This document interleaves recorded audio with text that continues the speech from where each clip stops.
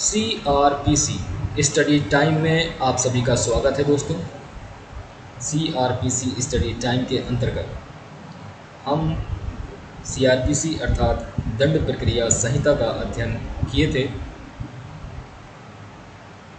इसके अंतर्गत हमने चैप्टर फर्स्ट और उसकी धारा 1 और 2 का अध्ययन किया था। आज हम धारा 3 का अध्ययन शुरू करेंगे। धारा 3 CRPC की हमको बताती है निर्देशों का अर्थ लगाना। धारा 3 में कुछ खास ज़्यादा नहीं है, बस इसमें कुछ जो इम्पोर्टेंट चीज़ है उसी को मैंने यहाँ पर हाईलाइट किया है और उसी का ही हम अध्ययन करेंगे। ज़्यादा अध्ययन करने के चक्कर में नहीं रहेंगे, शॉर्ट में पढ़ेंगे, थोड़ा पढ़ेंगे, ठीक है। जो इम्पोर्टेंट है बस उतना ही पढ़ेंगे। तो सेक्शन 3 जो CRPC की है वो हमें बताती है निर्देशों का अर्थ लगाना। निर्देशों का अर्थ लगाने का मतलब है कि कुछ विशेष शब्दों का इस्तेमाल CRPC में किया गया है और उन विशेष शब्दों का हम मतलब क्या निकालेंगे नहीं, बल्कि CRPC में उनका मतलब क्या निकलता है वो धारा 3 हमें बताती है। तो इस संहिता में का मजिस्ट्रेट वर्ड आया है, ठीक है। जो मजिस्ट्रेट शब्द है वो CRPC में जहाँ कहीं भी इस्तेमाल होगा तो धारा 3 हमें बताती है कि जहाँ भी मजिस्ट्रेट शब्द इस्तेमाल किया जाए तो इस संहिता के अंतर्गत महानगर क्षेत्र के बाहर की अगर बात करी जा रही है तो वहाँ पर आप न्यायिक मजिस्ट्रेट समझेंगे, और महानगर क्षेत्र के संबंध में अगर बात करी जा रही है तो वहाँ पर उस मजिस्ट्रेट शब्द का मतलब होगा महानगर मजिस्ट्रेट। तो जिसको हम इंग्लिश में कहते हैं न्यायिक मजिस्ट्रेट मतलब जुडिशियल मजिस्ट्रेट, और महानगर मजिस्ट्रेट मतलब मेट्रोपॉलिटन मजिस्ट्रेट। तो सीधी सी बात है कि मजिस्ट्रेट का मतलब क्या निकलेगा, जुडिशियल मजिस्ट्रेट, और महानगर क्षेत्र के संबंध में मेट्रोपॉलिटन मजिस्ट्रेट जिसे हम कहते हैं MM, और वहाँ पर क्या है न्यायिक मजिस्ट्रेट मतलब JM। खा पॉइंट क्या कहता है, द्वितीय वर्ग मजिस्ट्रेट यानी कि सेकेंड क्लास मजिस्ट्रेट। तो सीधी सी बात है, महानगर क्षेत्र के बाहर की अगर बात करी जा रही है तो द्वितीय वर्ग न्यायिक मजिस्ट्रेट, इसका मतलब हुआ जुडिशियल मजिस्ट्रेट सेकेंड क्लास। और महानगर क्षेत्र के संबंध में अगर बात करी जा रही है तो वही मतलब है जो पहले निकला था, महानगर मजिस्ट्रेट यानी कि मेट्रोपॉलिटन मजिस्ट्रेट।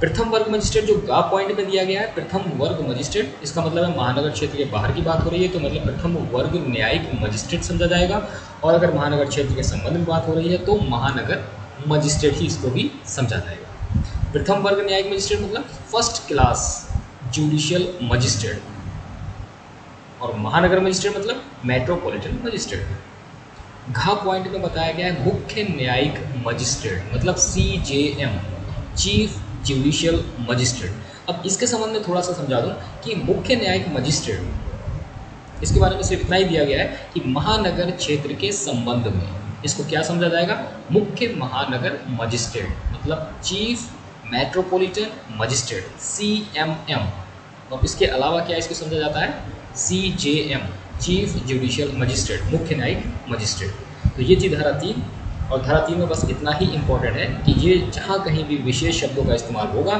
तो उसका मतलब हम क्या निकालेंगे। मजिस्ट्रेट मतलब हो गया judicial magistrate, second class magistrate मतलब second class judicial magistrate, first class magistrate मतलब फर्स्ट क्लास जुडिशियल मजिस्ट्रेट, और मुख्य न्यायिक मजिस्ट्रेट मतलब ये महानगर के संबंध में क्या माना जाएगा, CMM, चीफ मेट्रोपॉलिटन मजिस्ट्रेट।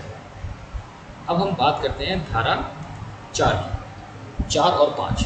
तो धारा 4 क्या कहती है, भारतीय दंड संहिता और अन्य विधियों के अधीन अपराधों का विचारण, यानी कि अपराधों का जो ट्रायल होता है यानी मुकदमे जो चलेंगे, उनके मुकदमों को चलाने में जो प्रोसीडिंग अपनाई जाएगी उसमें क्या लागू होती है, CRPC, ठीक है। तो भारतीय दंड संहिता और अन्य विधियों के अधीन अपराधों का विचारण, उपखंड 1 हमें बताता है भारतीय दंड संहिता 1860 के अधीन सब अपराधों का अन्वेषण, जांच, विचारण और उनके संबंध में अन्य कार्यवाही इसके पश्चात अंतर्विष्ट उपबंधों के अनुसार की जाएगी। मतलब सीधा सा है कि IPC में जिन अपराधों का जिक्र किया गया है उनके संबंध में अगर कोई विचारण किया जाएगा, यानी ट्रायल होगा या इन्वेस्टिगेशन होगा या इंक्वायरी होगी, कुछ भी होगा, वो सब का सब CRPC में बताए गए हुए प्रोसीजर के हिसाब से ही किया जाएगा। उपखंड 2 कहता है किसी अन्य विधि के अधीन, ये तो IPC के अधीन था, अब बात आती है किसी अन्य विधि के अधीन सब अपराधों का अन्वेषण, जांच, विचारण और उनके संबंध में अन्य कार्यवाही इन्हीं उपबंधों के अनुसार, किंतु ऐसे अपराधों के अन्वेषण, जांच, विचारण या अन्य कार्यवाही की रीति या स्थान का विनियमन करने वाली तत्समय प्रवृत्त किसी अधिनियमिति के अधीन रहते हुए की जाएगी।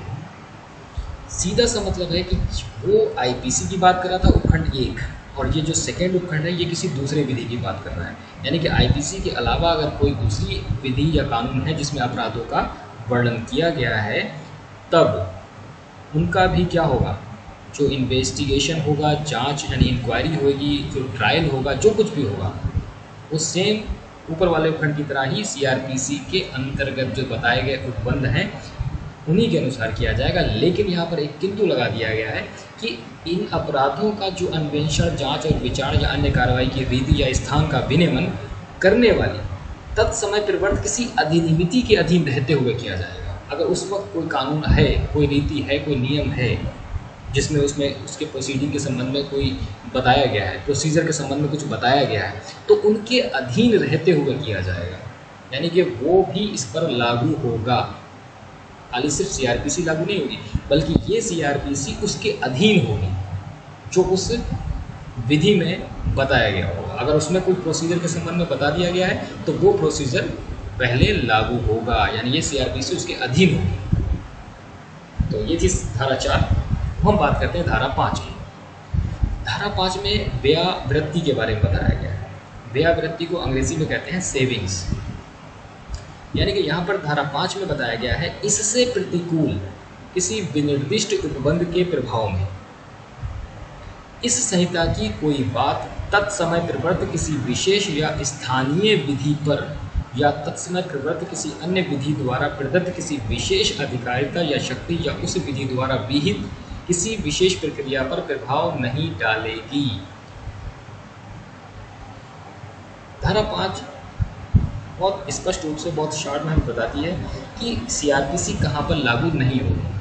तो इसके लिए सीधा सा मतलब है, कोई विशेष विधि अगर बना दी गई है या कोई स्थानीय यानी लोकल विधि लागू है कहीं पर, तो वहाँ पर सीआरपीसी लागू नहीं होगी अगर प्रतिकूल है। प्रतिकूल मतलब इसके विपरीत है, यानी कि जो प्रावधान सीआरपीसी में दिया गया है और उसके संबंध में वही प्रावधान यानी उसके प्रतिकूल प्रावधान, सीआरपीसी के प्रतिकूल प्रावधान किसी विशेष विधि में या फिर स्थानीय विधि यानी लोकल विधि में, लोकल कानून में अगर कोई प्रावधान दिया गया है, तब उस पर ये सीआरपीसी प्रभाव नहीं डालेगी। तो उम्मीद करता हूँ धारा 3, 4, 5 आपको समझ में आ गई होगी, और इसी के साथ हमारा आज का चैप्टर जो था फर्स्ट वो समाप्त हो गया। अब हम नेक्स्ट चैप्टर पर नेक्स्ट वीडियो में डिस्कस करेंगे।